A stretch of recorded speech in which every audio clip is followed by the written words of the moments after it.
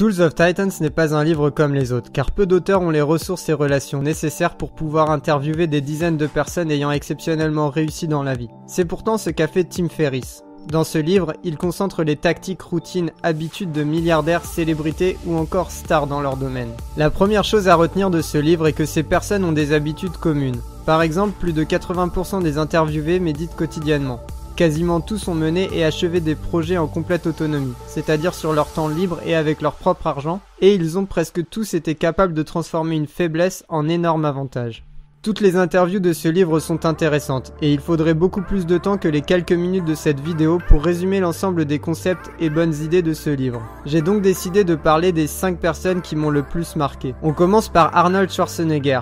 Pour ceux qui ne le savent pas, cet acteur hollywoodien né en Autriche s'est fait connaître en remportant le titre de Mister Univers en 1967 à l'âge de 20 ans, devenant le plus jeune homme à décrocher ce titre. Après en avoir remporté 4 autres et 7 titres de Mister Olympia, il stoppe sa carrière de culturisme et se lance dans le cinéma aux États-Unis. Son heure de gloire arrive en 1982 avec le film Conan le Barbare qui lance sa carrière d'acteur. Depuis cette époque, les films d'Arnold Schwarzenegger ont généré plus de 3 milliards de dollars partout dans le monde. Après le culturisme et le cinéma, Arnold est devenu gouverneur de Californie de 2003 à 2010. La leçon essentielle à retenir de la vie d'Arnold Schwarzenegger est sa détermination. Il est né dans une famille pauvre d'Autriche avec un père complètement absent qui le frappait et l'interdisait de trop pratiquer le culturisme, sport qu'il jugeait impopulaire et sans avenir. Malgré ces conditions désavantageuses, sa dévotion totale à son objectif lui a permis d'arriver là où il est aujourd'hui.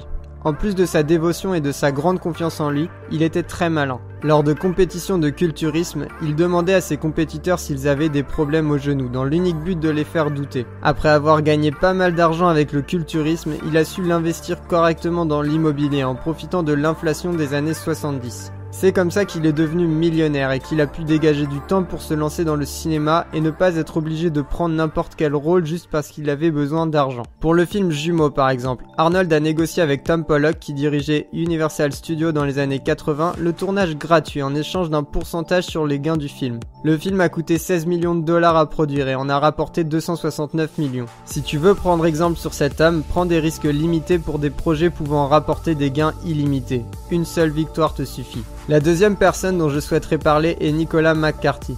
Né sans main droite, il est le premier pianiste de la main gauche à avoir été diplômé du College Royal of Music, une prestigieuse école de musique située à Londres. Il a joué avec de nombreux artistes comme Coldplay et a joué l'hymne paralympique devant 86 000 personnes et 500 millions de téléspectateurs.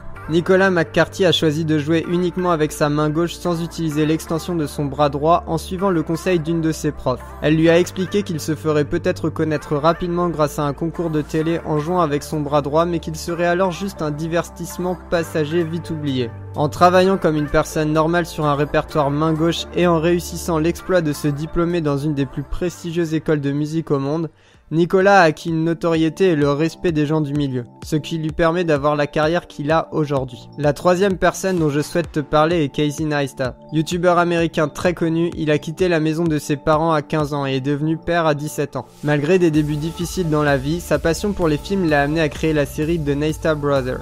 Série qu'il a vendue à HBO et qui l'a fait connaître. En 2010, il lance sa chaîne YouTube et commence à se faire une place sur la plateforme avec des vidéos qui font le buzz. Aujourd'hui, ces vidéos totalisent 1,6 milliard de vues pour plus de 7 millions d'abonnés. Casey Neistat a également fondé Beam, à la base un réseau social revendu à CNN fin 2016 pour 25 millions de dollars selon plusieurs médias américains.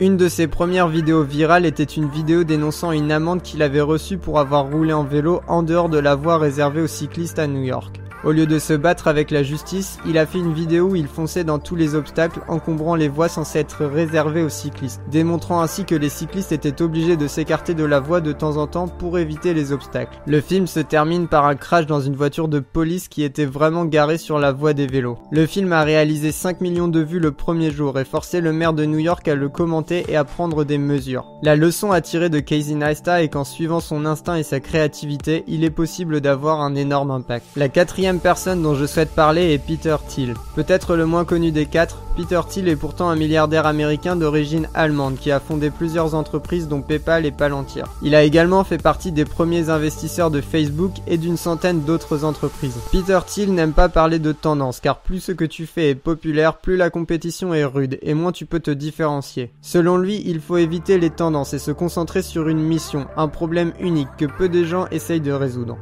Enfin, la dernière personne dont je voulais parler est Shaun White. Shaun White est un snowboarder et skater américain ayant remporté 2 médailles d'or olympiques et 15 médailles d'or aux X Games, ce qui est un record. Shaun White a grandi en Californie du Sud.